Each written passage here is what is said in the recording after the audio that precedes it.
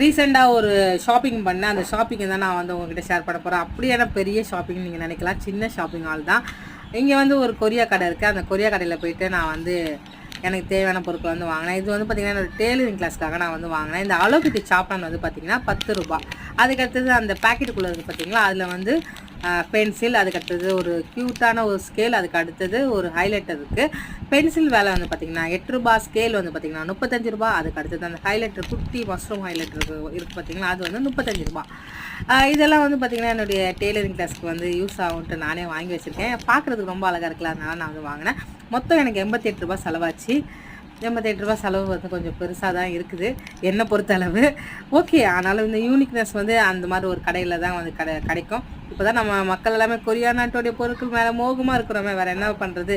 Okay, வேணுங்கிறவங்க இந்த video எடுத்துக்கலாம், வேண்டாம் விட்டுக்கலாம். இந்த வீடியோ முடிச்சா மறக்காமல் லைக் பண்ணிடுங்க, ஷேர் பண்ணுங்கள், சப்ஸ்கிரைப் பண்ணிக்கோங்க.